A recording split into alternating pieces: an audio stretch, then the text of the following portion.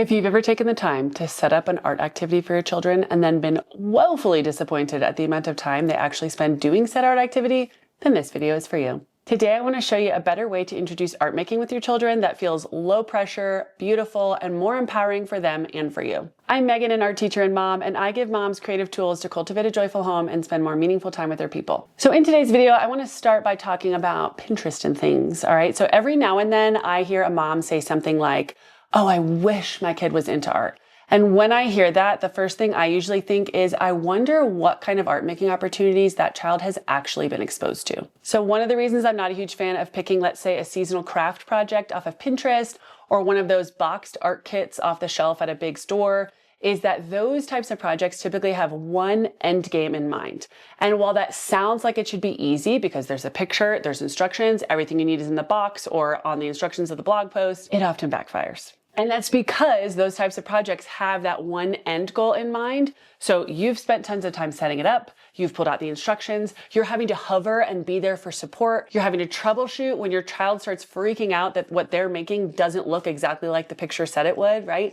And by the end, someone is in tears and you're thinking, never again. So what I want to encourage you to do instead is offer art invitations. And these are simple but meaningful. I'm talking minimal setup, minimal cleanup, maximum engagement.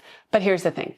When I say minimal, and I say this with all the kindness in the world, I don't mean lazy. So copy paper and a Tupperware of broken crayons is simple or minimal, but it is not enticing, right? If I'm a child, that doesn't feel special at all. That just tells me that my mom's looking to occupy me in some way. But if I walk up and see a clean sketchbook, maybe even a watercolor palette, or even just some markers in rainbow order, that feels special. That feels like, oh man, my mom set this up just for me. So let me show you some examples before you click out of this because I said the word watercolor palette, don't run.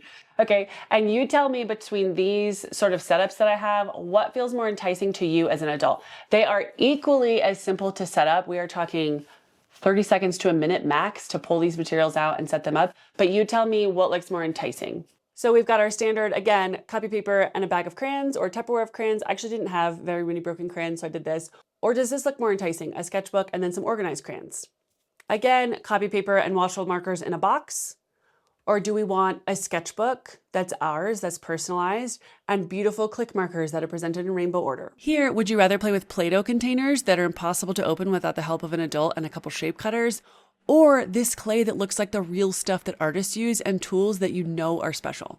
So these small shifts in presentation and materials honestly does change everything. And the reason that is because kids are deeply responsive to their environment, just like adults are. When they feel trusted to use high quality, beautiful materials, and they're offered a safe space to create, they're much more likely to engage for longer periods of time. And when it's open-ended with no right or wrong outcome, then there's no pressure. There's no frustration beyond normal resiliency building as ideas and processes are explored. All right, I'm gonna leave you with one more tip to make this even easier, because I personally do not enjoy breaking out art supplies in the middle of the day when messes have already been made, right? There's breakfast stuff on the table or lunch is still out. Magnet tiles are scattered everywhere. There's toys. And so I like to take some slivers of my sliverish alone time and go ahead and set these up then. So when my toddler's napping and my big kid is at school, or after I close the kitchen at night, right before I go to bed, that way I know that my children are going to get access to this after a sort of reset period for them and for me. So I know I'm going to be in a more supportive headspace